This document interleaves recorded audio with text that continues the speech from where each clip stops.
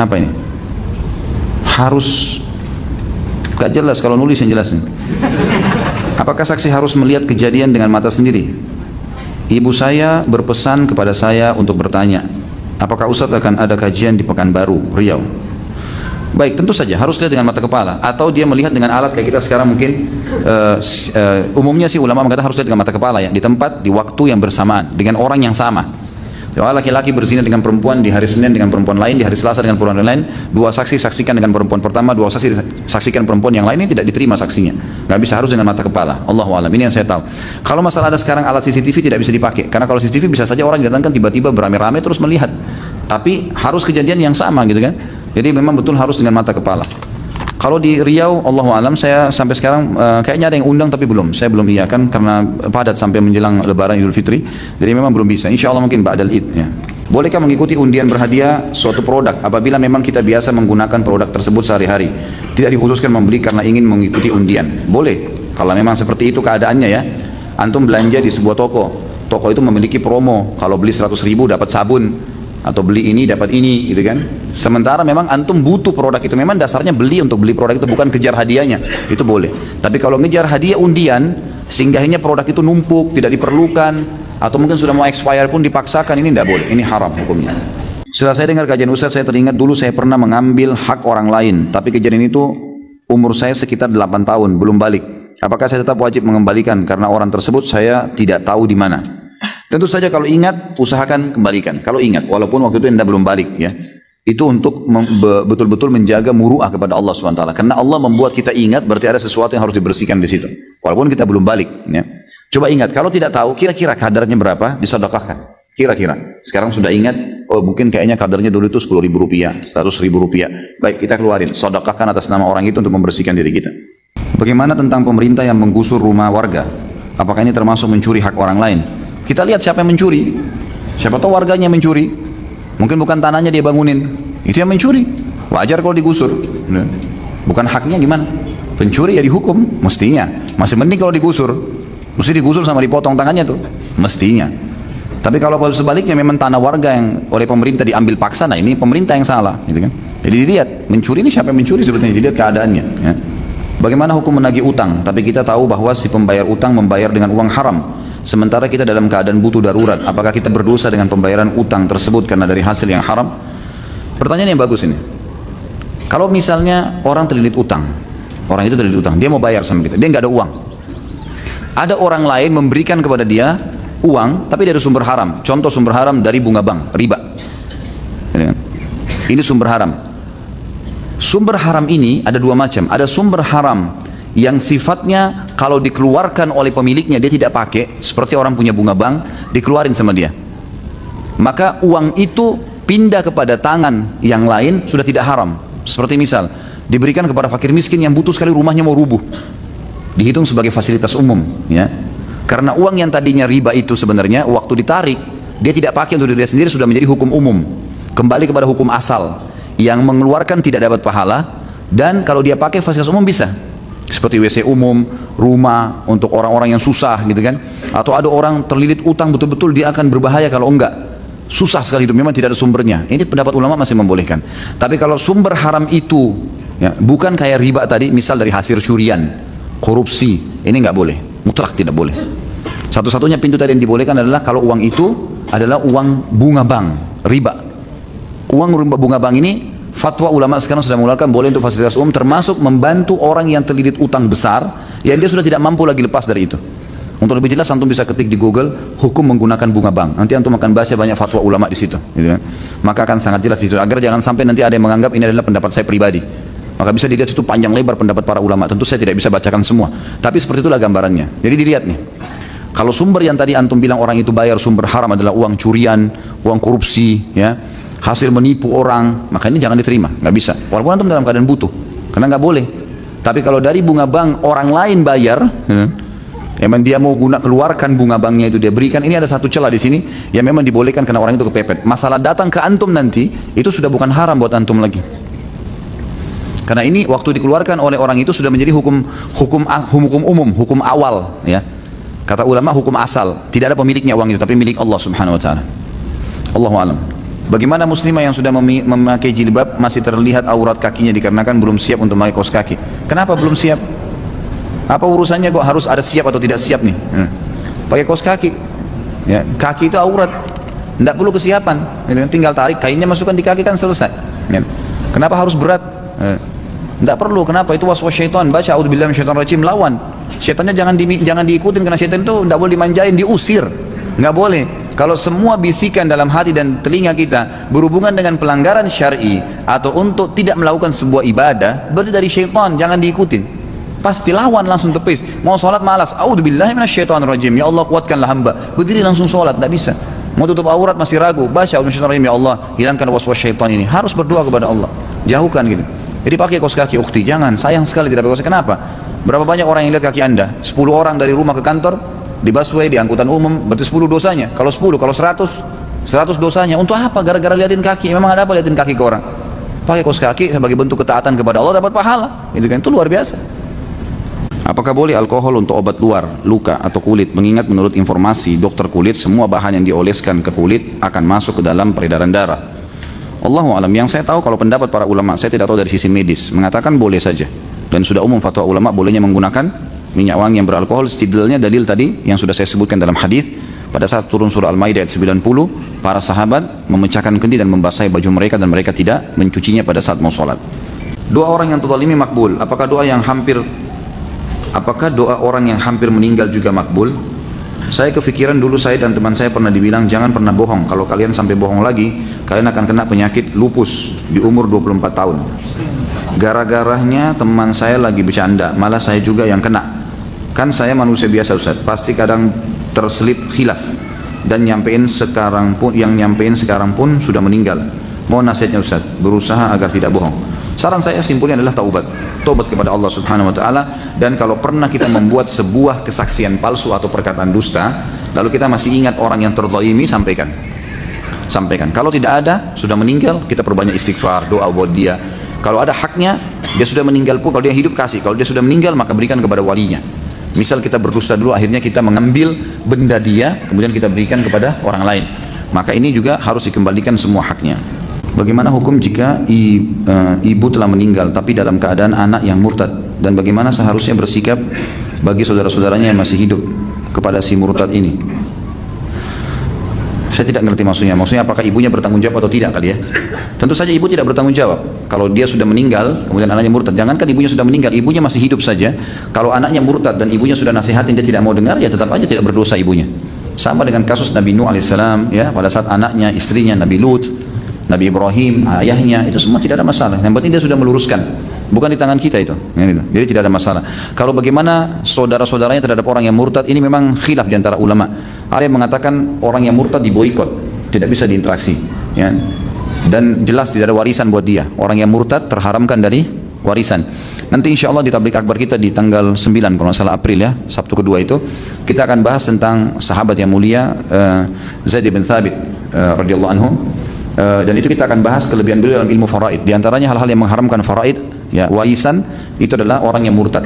Jadi nggak ada warisan di antara mereka.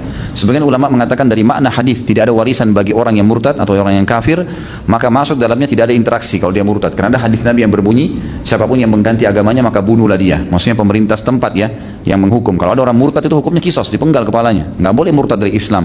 Tapi ini pemerintah, bukan antum pribadi yang menghukumnya, gitu kan? Jadi harus hati-hati tentunya.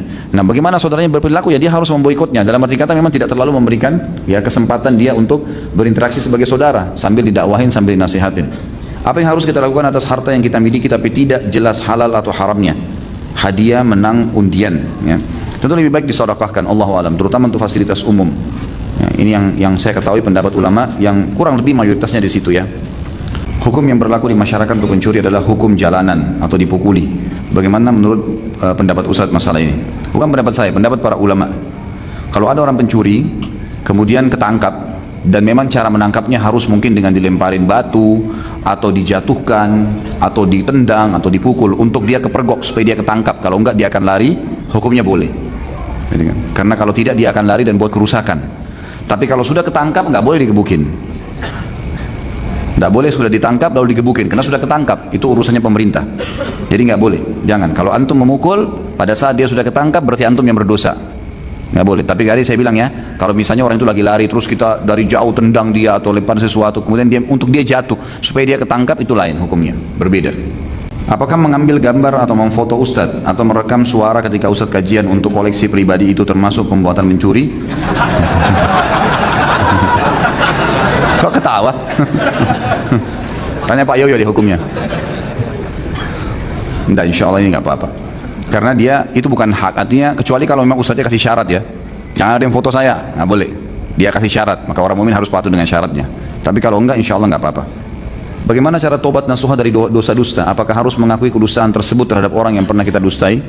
Tentu saja kalau berhubungan dengan masalah haknya, ada hak yang kita ambil, seperti kita dustai dia sehingga kita mengambil hartanya, menyita barangnya, gitu kan, merusak nama baiknya, maka itu semua adalah harus diperbaikin. Nggak boleh, harus ngaku sama dia. Saya pernah ngambil barang kamu, saya dusta waktu itu, ini saya kembalikan. Maafin saya. Sambil bertobat kepada Allah, gitu kan. Tapi kalau orang dusta, mungkin dia bercanda sama temannya, kan bercanda pun tidak boleh ya. Nggak boleh bercanda pun, nggak boleh dusta. Ya. Nabi SAW melarang, tidak boleh bercanda, ya, walaupun dalam dusta, gitu kan. Karena kata Nabi SAW, saya pemimpin di awal istana surga bagi orang yang meninggalkan perdebatan walaupun dia benar. Kalau kita debat sama seseorang, jelas kita tahu orang ini sudah salah. Kita sampaikan argumen, dia tidak mau dengar, sudah tinggalin. Orang yang tinggalin perdebatan di sini dapat istana di surga, di awal surga. Dan saya pemimpin, kata Nabi SAW, di tengah-tengah surga bagi orang yang meninggalkan dusta walaupun bercanda. Jadi nggak boleh bercanda nih. Dusta pun nggak boleh. Misalnya lu bercanda saja gitu kan. Oh, semalam saya ke rumah kamu tuh, kamu nggak ada. Padahal sebenarnya kita nggak ke sana. Dusta kan? Tapi tidak ada hubungannya sama materi yang diambil. Maka ini tidak perlu kita sampaikan kepada dia. Karena nggak ada hak, tidak ada hak dia secara materi yang perlu dikembalikan. Kita beristighfar kepada Allah dan niat untuk meninggalkannya. Allahu a'lam. Jadi kembalikan seperti itu. Apa hukumnya mendatangi majelis-majelis bid'ah dan mendengarkannya? Alasannya karena kita ambil yang baiknya saja. Kenapa orang yang melarang tahlilan dibilang Wahabi? Jadi, saudaraku, bohong orang kalau melihat sebuah cuplikan film porno misalnya, dilihat sama dia. Oh enggak, saya enggak terpengaruh. Bohong itu. Gimana caranya enggak terpengaruh? Bagaimana bisa? Kita lewat di sebuah restoran, ada bau masakannya. Kita kan kecium, gitu kan? Makanya apa kata Nabi SAW, perumpamaan majlis yang baik, memang majlis yang penuh dengan ilmu, dengan iman, kisah-kisah yang benar, ayat Al-Quran, sunnah Nabi SAW.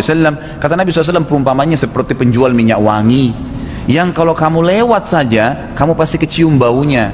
Kalau kau mampir, kau akan bisa mendapatkan minyak wanginya, baik gratis ataupun dikasih, ataupun beli.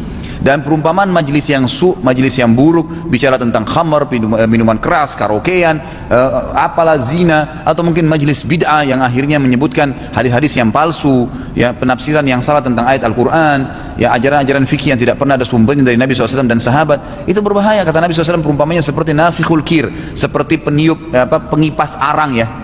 Jadi kalau orang lagi mau bakar sate, arangnya dikipas-kipas, seperti kipas. Kalau kita lewat di dekatnya, minimal kecium bau busuknya, minimal. Dan parahnya bisa apinya loncat, percikannya kena baju dan membakar kita. Itu majelis su. Artinya apa? Ada minimalnya. Ada minimal. Salah. Saya kalau sarankan di setiap pengajian saya, kalau sudah pernah hadir majelis sunnah, jangan hadir lagi majelis bid'ah. Enggak boleh, saudaraku. Karena bid'ah sama sunnah itu bentrok. Memang itu rivalnya, lawannya. Anda menerapkan sunnah atau Anda menjauhi bid'ah, atau Anda terapkan bid'ah, Anda akan jauh dari sunnah. Nggak bisa ketemu dua ini, nggak bisa ketemu. Sama dengan malam sama siang, sama dengan kebenaran dengan kebatilan, sama laki-laki perempuan. Nggak bisa disatuin. Nggak ada garis tengah. Laki-laki perempuan mau lintas itu jadi banci, nggak bisa. Sama halnya itu nggak bisa disatuin, jangan. Jadi itu akan berpengaruh mau tidak mau. Saya temukan ada pernah jemaah saya, dia hadir di majelis saya, dia semangat sekali dengar hadir. Tapi sisi lain hadir lagi di tarekat sana, hadir lagi di majelis ini. Akhirnya dia bingung sendiri, gitu kan? Karena saya nanti bilang, oh nggak apa-apa, itu kan pendapat, oh nggak apa-apa, ini kan pendapat. Jadi tidak ada dalil, tapi terus pendapat dan pendapat. Akhirnya jadi bingung, jadi susah buat dia. Jadi saran saya jangan. Kalau memang Anda mau ambil baiknya, kenapa nggak ambil baiknya majelis sunnah aja semua? Paket semua dari awal sampai akhir semuanya baik. Untuk apa cari majelis bid'ah kemudian ambil sebagian baik? Dia kalau kita bisa milah, kalau enggak kan susah. Ini. Kalau dikatakan kenapa orang yang melarang tahlilan disebut Wahabi? Wahabi ini istilah yang dipakai oleh orang-orang Syiah. Orang-orang Syiah ini yang mengkafirkan sahabat, yang mengatakan Quran kurang, ya kan gitu. Mereka ini karena selalu ya orang-orang Sunni ini mengingatkan ini Syiah nih, ini Syiah nih. Nah, kalau dipakai istilah Sunni, berarti kan orang yang ikutin sunnah. Itu istilahnya kan pasti baik. Maka orang kalau berpikir secara akal saya dari sisi definisi Sunni dengan Syiah, orang akan mengikuti Sunni karena mengikuti sunnah Nabi. Kalau Syiah berarti pendukungnya Ali, kan gitu. Jadi seperti itu. Maka mereka mengeluarkan sebuah istilah lain bagi orang Sunni yang ikuti sunnah benar, Wahabi, supaya orang-orang awam ini pada ya takut, ini Wahabi apa nih, gitu kan? Diangkatlah kasus-kasus masalah tahlilan tidak boleh. Tahlil saudaraku adalah zikir kepada Allah. La ilaha illallah, tahlil. Boleh, siapa yang bilang nggak boleh baca tahlil? Tapi kalau Anda ingin mempertemukan antara dua buah ibadah, misal ziarah kubur dengan baca Quran. Kan baca Quran ibadah, ziarah kubur ibadah. Tapi kalau kita mau pertemukan dua ibadah ini, butuh penyambung, tali penyambung dalil. Tanya, Nabi pernah baca Quran nggak di kuburan? Ini penting. Kalau nggak pernah, itu jadi perbuatan bid'ah dia. Karena kita membuat ibadah yang Nabi nggak pernah buat, walaupun ini dasarnya juga bagus, kan gitu. Sama kasuistiknya begini, ya, sama tadi ini. Misal orang kalau meninggal lagi takziah, nah kita jangan pernah ziarah kubur tadi, jangan pernah takziah kecuali sudah tanya bagaimana kiai saya, nabi saya, ya, utusan Allah Muhammad SAW. Cuma satu nabi kita yang wajib kita iman, yang wajib kita ikutin gitu. Yang lainnya kita imani keberadaannya saja, Isa, Musa dan semua. Tapi wajib kita ikutin Nabi Muhammad SAW. Baik, tanyakan Nabi SAW kalau ziarah kubur apa yang dikerjakan? Salam, doain, 1 jam pun boleh, silahkan. Kalau ini takziah apa yang Nabi kerjakan? Nabi itu bertakziah saudaraku. Yang paling pertama beliau kerjakan adalah hadis Bukhari. Waktu Ja'far bin Abi Thalib meninggal dunia. Ini sering kali saya ingatkan di pengajian saya. Ja'far bin Abi Thalib meninggal dunia, mati di perang Mu'tah, yang mati syahid di sana. Kata beliau kepada penduduk Madinah, "Isna'u li ali Ja'far fa innam asabu ma lam yusibkum." Buatlah makanan buat ahli Ja'far, keluarganya Ja'far, ya, karena mereka tertimpa apa yang tidak menimpa kalian. Jadi perintah pertama Nabi SAW untuk bertakziah adalah membawakan makanan ke keluarga orang yang sedang sedih. Kemudian ulama mengatakan dari hadis ini juga diambil pelajaran. Kata Nabi SAW, "Isna'u li ali Ja'far." Kata-kata ali Ja'far, buatlah makanan untuk keluarganya Ja'far dan bawa ke rumahnya. Berarti takziah itu definisinya ulama bilang adalah meringankan beban dan kesedihan keluarga si mayit, bukan mayitnya. Yang membuat kita ini mau yasinan di acara kematian, mau tahlilan, ini karena kita anggap untuk mayit nih datangnya. Salah. Ya, ini takziah untuk meringankan beban keluarganya mayit. Makanya kita datang ke sana, kita hibur mereka. Kalau si mayitnya dari semenjak dia meninggal sampai kapanpun didoain terus, nggak usah tunggu pada saat itu, gitu kan? Ini enggak hanya kita paksain buat acara-acara, akhirnya mendorong juga yang punya rumah akhirnya masak makanan, beli makanan, melanggar sunnah Nabi semua. Nabi SAW suruh antarin makanan. Kemudian tadi takziah itu juga untuk keluarganya si mayit. Kemudian Nabi SAW sendiri perhatikan takziah dalam hadis Bukhari tidak lebih dari 3 hari. Dan beliau mengatakan, "A'zamallahu ajrakum." Semoga Allah mengagungkan pahala kalian. Inna lillahi ma'ata wa lillahi ma'akhad wa kullu syai'in indahu bimiqdar. Sesungguhnya milik Allah yang diambil, milik Allah yang dia beri, dan semua berputar sesuai dengan ya takdirnya Allah. Lalu kita sabarin, sabar lagi dengan itu selesai, terus pulang. Nabi SAW kalau bertakziah kadang-kadang sehari bisa 2-3 kali datang untuk menyabarkan keluarga orang yang sedang sedih. Kalau si mayit setiap saat kita bisa doakan, nggak harus tunggu datang ke rumah keluarganya atau ke rumah dia. Nah, ini mesti difahamin. Kalau anda ingin mengikuti ajaran agama yang benar, maka harus begitu, kan gitu. Nah, sekarang orang-orang Syiah ini banyak membangun ibadah-ibadah bid'ah. Di antaranya kalau mati mereka membaca-baca, ya, ada sampai kalau kematian Hasan Hussein mereka mukul-mukul dirinya, dan beragam macam pelanggaran syariat mereka lakukan. Mereka mengkultuskan kuburan, masang lampu, pakai marmor, pakai ini, kemudian baca-baca doa di kuburannya, beragam macam zikirnya. Nah, ini semua dikerjain. Nah, pada saat orang-orang yang memahami sunnah datang, tidak boleh, Rasulullah, kiai kita nggak pernah kerjain. Mana buktinya Nabi pernah duduk di kuburan Baqi kemudian buat bangunan? Mana pernah Nabi SAW mengatakan kepada ahli Badar, Al-Fatihah untuk ahli Badar? Pernah nggak ada riwayatnya? Al-Fatihah untuk fulan? Tidak pernah Nabi SAW ucapin. Kenapa anda kerjakan, saudaraku? Kan bagus bacaan Quran untuk orang mati. Walaupun bagus di mata anda, tapi tetap harus ibadah itu seperti yang Allah mau. Tidak bisa semau kita. Semua caranya, bacaannya, jumlahnya harus ikuti Nabi Muhammad SAW. Nggak bisa enggak. Jadi kita nggak boleh ngarang-ngarang. Kalau anda mau betul-betul murni beribadah kepada Allah Subhanahu Wa Taala. Jadi istilah Wahabi dikeluarkan oleh orang-orang Syiah kepada orang Sunni, ya memang supaya menahan orang-orang awamnya Sunni ini untuk terus mengikuti sunnah Nabi SAW. Itu yang saya ketahui. Bagaimana hukum ustazah berdakwah di depan jamaah perempuan? Tidak ada masalah kalau ustazah. Berapa kali Aisyah radhiyallahu anha didatangi oleh para sahabat Nabi bertanya. Bahkan boleh laki-laki belajar dari seorang wanita muslimah atau ustazah, ya, tapi harus ada hijabnya. Kalau gurunya perempuan, jamaahnya laki-laki, maka itu harus ada hijab, nggak boleh enggak, mutlak itu. Makanya waktu turunnya ayat tentang masalah hijab, itu pada saat beberapa sahabat ada yang bertanya kepada Aisyah radhiyallahu anha hukum-hukum agama, sementara belum ada hijab di antara mereka, sampai turunlah ayat hijab, gitu kan? Mi wara'i hijab, kata Allah, harus bertanya di belakang hijab.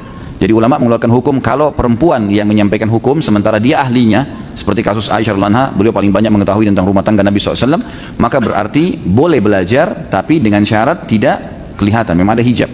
Beda dengan kalau laki-laki. Kalau laki-laki itu Nabi SAW disebutkan dalam riwayat-riwayat menyampaikan kepada para sahabat dan sahabiat itu tidak ada hijab, gitu kan? Itu beda. Tapi kalau memang dikhawatirkan ada fitnah, boleh dipakai hijab. Dan seperti sekarang ini sudah alhamdulillah sangat bagus gitu kan. Sudah cukup dengan layar itu maka sudah cukup. Tapi ini hukum syar'inya begitu. Apakah berdosa bila saya membiarkan kesaksian palsu karena lemahnya posisi dan kedudukan saya? Contoh, saya membiarkan berita acara atau BA yang dibuat polisi padahal saya tak tahu bahwa berita acara tersebut tidak benar atau palsu karena saya hanya warga biasa. Apakah besarnya dosa kesaksian palsu tergantung pada dampak yang diakibatkan karena kesaksian palsu tersebut?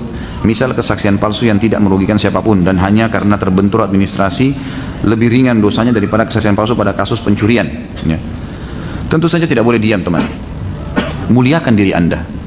Walaupun anda seorang warga biasa atau mungkin bawahan. Salah, bilang, maaf pak, setahu saya ini tidak boleh dalam agama. Anda muslim? Ya, ini tidak boleh.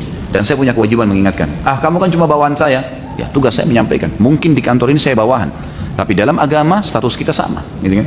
Gak ada masalah. Insya Allah dia mau buat apapun dengan kita, Allah maha kuasa terhadap dia. Banyak kasus ya. Dan contoh-contoh seperti ini, Allah Subhanahu Wa Taala memberikan pertolongan dengan caranya terhadap orang yang terzalimi. Banyak, gitu kan? Jadi jangan diam, saudara. Buktikan, kita harus gentle sini. Salah nggak bisa. Siapapun dia. Saya kalau lagi menghadapi masalah di dalam keluarga saya pun, walaupun itu orang dekat dengan saya, kalau salah, nggak ada ceritanya gitu. Makanya kalau ada keluarga yang mau datang konsultasi dengan saya, sudah tahu kalau sama saya yang benar-benar, yang salah, siapapun itu. Kita tanggung jawab di hadapan Allah Subhanahu Wa Taala ya. Jadi jangan teman-teman sekalian, jangan memberikan kesaksian palsu atau membiarkan sementara kita tahu. Ingkar mungkar wajib. Kalau kita sudah ingatkan dia tetap mau jalankan, ya sudah. Terserah dia, tapi kita sudah lepas dari tanggung jawab hari kiamat. Ingat selalu hadis Nabi SAW, siapapun yang melihat seseorang berbuat kemungkaran lalu dia tidak memungkiri, maka orang tersebut akan datang hari kiamat mencekik orang ini dan berkata di hadapan Allah, ya Allah, orang ini lihat saya berbuat kemungkaran dan tidak diingatkan, sekarang saya tuntut. Bahaya kan? Akhirnya pahala kita diambil.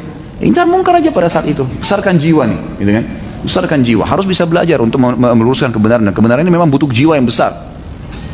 Kalau masalah dosa kesaksian palsu apakah sesuai dampak dan akibatnya? Jawabannya iya tentunya, pastinya iya. Bedalah antara orang yang memberikan kesaksian palsu untuk mengambil sebuah pulpen dengan kesaksian palsu untuk mengambil sebuah mobil atau misalnya mengambil harta warisan, itu pasti beda. Tapi tidak ada secara khusus hadis-hadis Nabi SAW yang merincikan satu persatu. Tapi yang jelas efek itu berpengaruh, pasti akan ada efeknya, ya lebih besar maksud saya, ya karena makin besar efeknya maka makin besar juga dosa yang didapatkan.